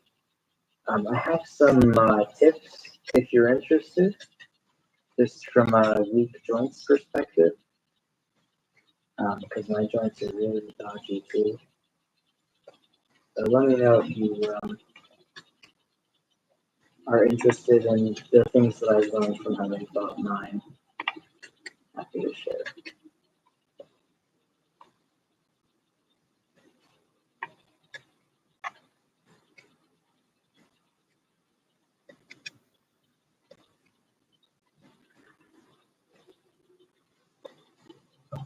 We have about 1.5 rolags left, and I am pretty damn sure that we're halfway. Oh, maybe not. Maybe there's more. All right. Fair enough. Back to work.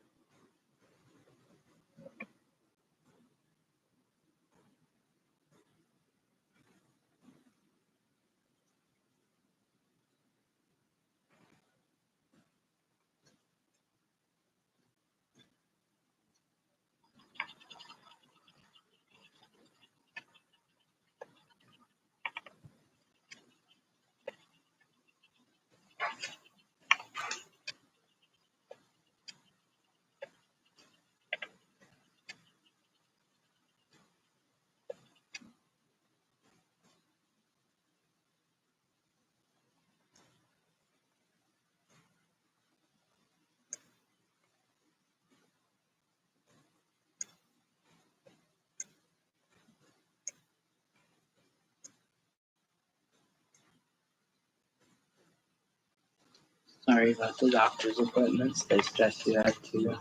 Yeah, they're the worst. I appreciate it. One's, I think, a 2 hour long appointment.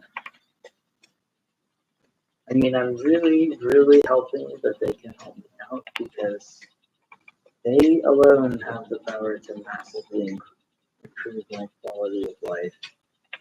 I don't think they will. But at least it's not I've been to some doctor's appointments where honestly, by the time I left, I was like, did I just get tortured again? And this shouldn't be one of them. There's no EMGs.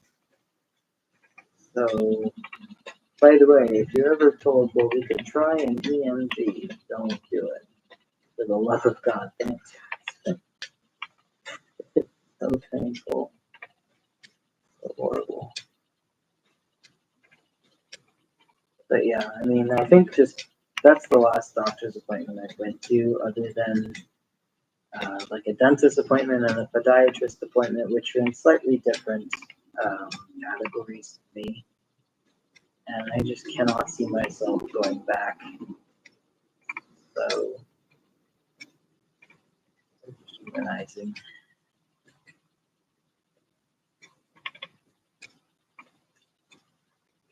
Like, I think using a mobility aid in public and being disabled is always going to be somewhat dehumanizing. But there we go. But nonetheless, it doesn't make it any nicer. Not at all.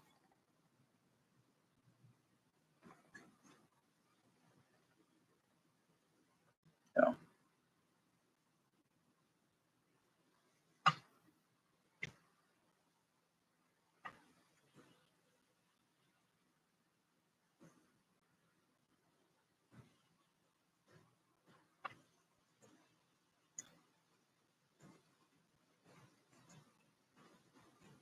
You know, I think these cuffs are actually working pretty well. And they look a hell of a lot less ugly than my other cuffs, so I'm pretty pleased. Just hope they don't stretch out too fast. That does happen.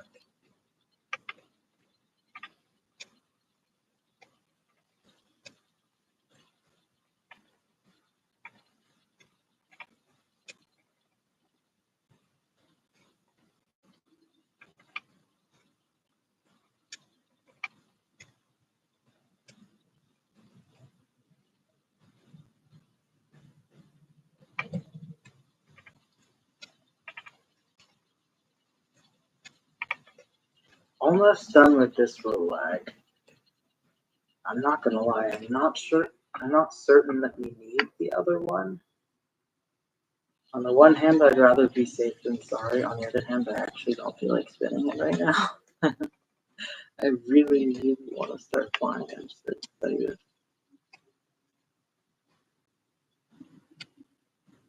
I'll have to see. Maybe I can just trick myself into doing it like I sometimes do.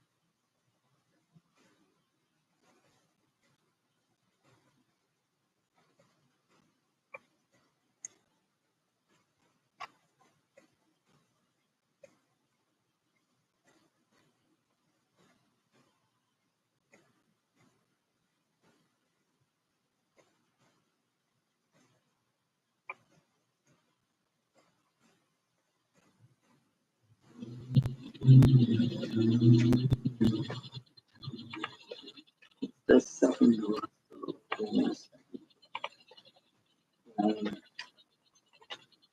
yeah, maybe I could just do half a roll. I'm not sure. I'm just not sure it's necessary to do two of them compared to what I'm looking at. But I also really hate running out of yarn partway through. I don't know.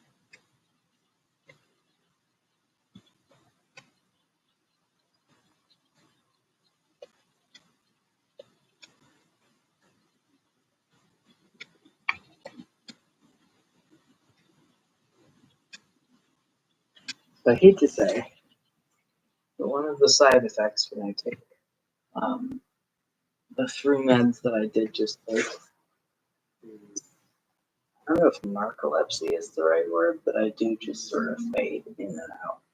And I think I've been doing that. I'm pretty fucking sure that I was conscious for like half of this spin, if that. Um, it's not even. I definitely do need the last one. That's really frustrating. Okay, I'm gonna do this as fast as I can without accidentally falling asleep multiple times.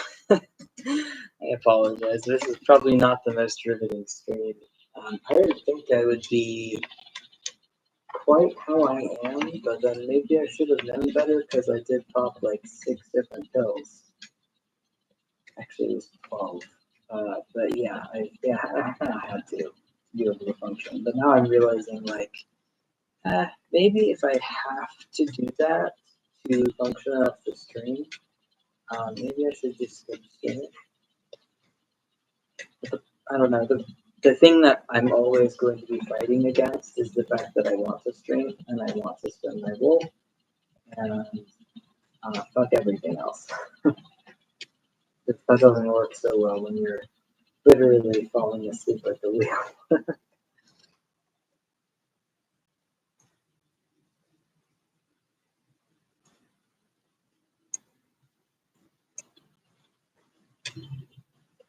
Maybe you'll ask another time when this is behaving better. Yeah, fair enough. You can also always shoot me an ask on Tumblr if you are worried you might forget. I don't mind that at all. It says you're 8 minutes behind now. I'm going to try to jump to now. Good luck. I hope it works. You should always be able to find recordings of this on my YouTube. It's in my spinning or my chatting and spinning stream. And this would be the one at the very bottom if it's the most recent. So if you ever want to, if you feel like you missed something and you really wanted to see, you can always do that. If you're tired too, wouldn't mind pushing the plying to another day. I think I'm with you on that. I was going to try and ply just because I felt like, I said I might, so I should, but I think you're the only other person on stream. And if you're good with pushing it to another day, so am I. So thank you. I appreciate that. So I'm just going to finish up this rolag, I think. And then tomorrow we fly. Now, I don't think I will have, I don't think flying all this is going to take me more than an hour. So after that, I think I might try the dog hair stand if I can. I might give it a shot. We'll see. Because that's a loose end I need to tie up. So, yeah, I will try. But yeah, let me just finish this rolag and then we can all go to bed. Thank you for sticking through it despite the annoying internet problems and the fact that you're also really tired. I appreciate it.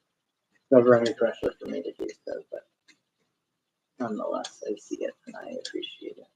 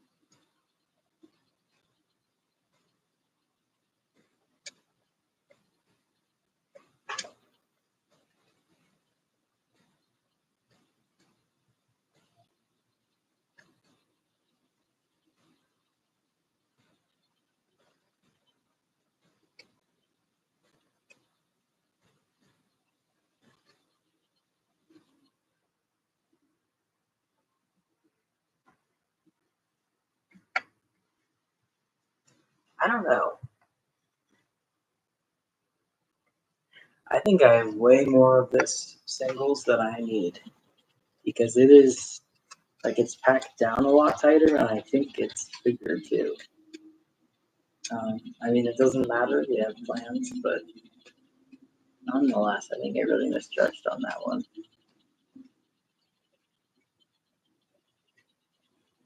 You think you'll be well rested? Good, I hope so. You're welcome. You really enjoy the stream too, and don't want to abandon you. Oh. I really appreciate that, but don't worry. Like I would not be thinking of it as abandoning. Like when I watch streams, I come and go. Um, and it's not because I get bored or because I want to do something else. I just, I'm busy too. And sometimes I have to go to sleep in the middle. So, yeah, I'm not ever going to be offended or anything or upset if you do just, because you need to take care of yourself. That's totally understandable. And I'd prefer if you do. That said, I don't follow my own advice. And so I do also appreciate you taking it through to the end. It means a lot. You don't have to do it. You just don't feel pressured to do it. But it's nice that you are. I hope that makes sense.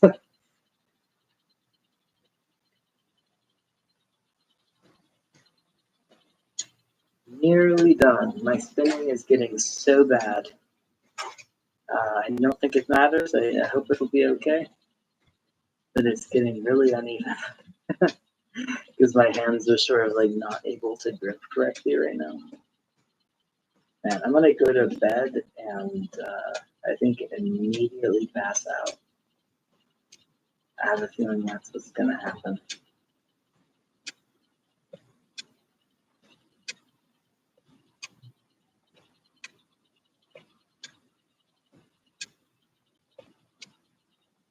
Down to the dregs.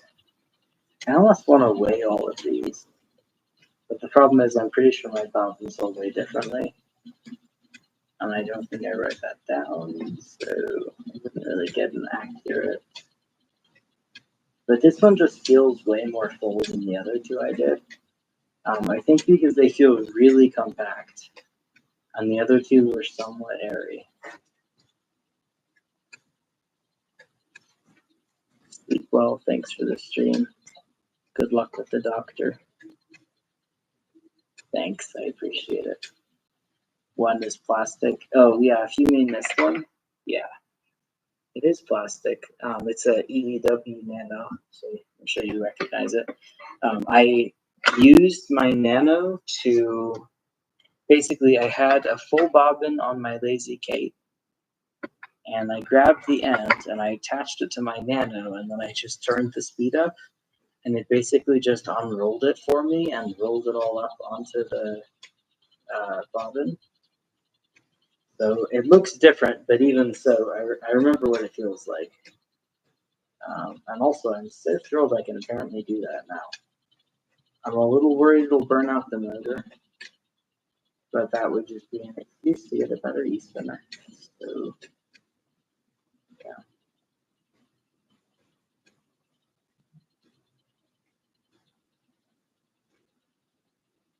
Yeah, shockingly though, it really is shocking actually. This is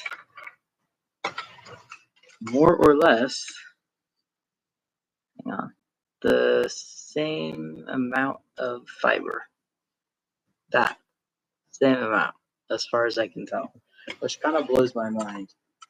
The stuff on the Nano flyer is a lot more compact because I basically had the tension as high as I possibly could, and then was just wrapping stuff around. So that one it's no longer a good, accurate assessment. Okay. But I remember what it looked like, so come on.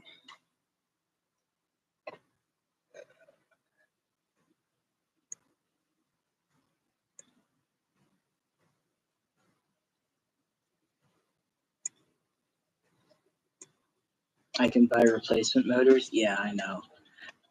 I'm not sure if the replacement motor would be worth the cost, or if I'd rather just put that money towards an EEW an e-spinner that has more capacity and a better motor to begin with. The only reason I might replace the motor is if I'm going to give it to somebody or going to donate it to a spinning group or something like that.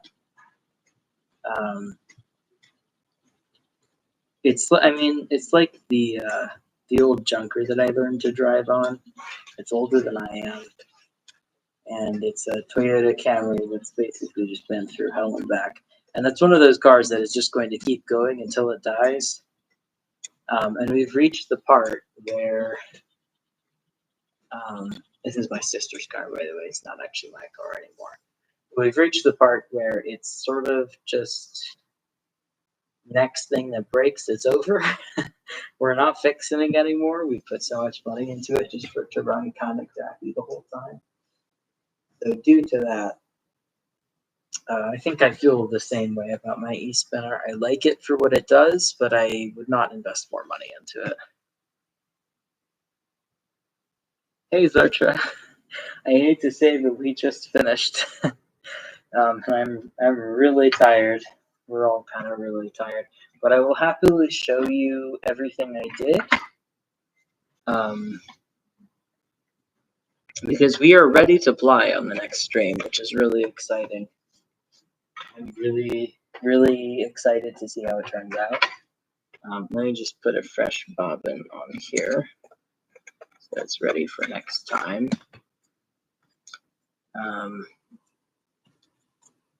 But let's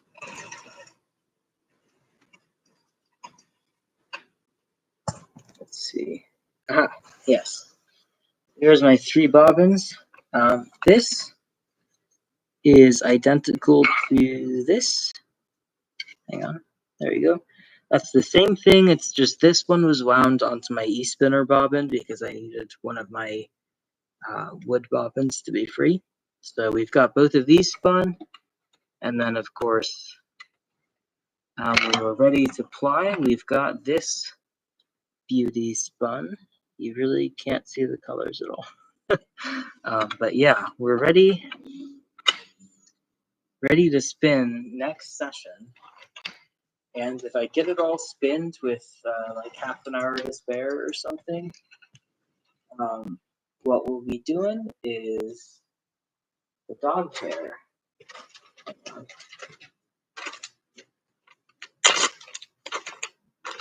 This dog hair, which is actually really nice and soft. So I think it's spinnable. I might even spin it on a drop spin, but we'll have to see. It doesn't look like it could take a lot of weight behind it, so I'm not sure. But yeah, unfortunately, I was about to end the stream. Oh, you're also tired. Show stuff. Nice. I hope that went well. I know, a fancy spinner. It's going to be so fucking expensive, but I think it would also really help me spin so much more often. So I'm torn between getting a better e-spinner and getting a drum carder. I'm really torn. We'll have to see. I think I'm going to look at the prices a bit first. But if I'm being honest, I've been taking out tons of interest-free credit cards because I'm really feeling the whole live fast, die young kind of situation. And I'm like, you know what I'd like to do? I would like to live it up on credit card companies' dimes. So that's what I'm doing. So cost does not matter as much as it should, really. So we'll see. I might even get both. We'll see. Anyway, yeah, thanks for stopping by. Sorry you only got to catch the end of it, Zertra. Should be streaming the same time tomorrow, but I have a feeling it might go a little later. I sort of just took an unfortunate cocktail of meds right before this, and they're just making me intermittently pass out. So, yeah. You can also always watch the VOD, basically the finished stream, if you're ever interested in that sort of thing. I know it's being able to like comment and be live is definitely part of the fun. But always figure out much of it. But yeah, I'm gonna head out. I hope you all get some good rest. And I will be here tomorrow plying all this stuff very excitedly. So I hope to see you there. And if not, of course, I will post pictures on Tumblr so you'll get to see the end result. But yeah, I'm going to head out. I hope you all have a good night. Thank you so much for stopping by. Possibly tomorrow. Yeah. See you when I see you.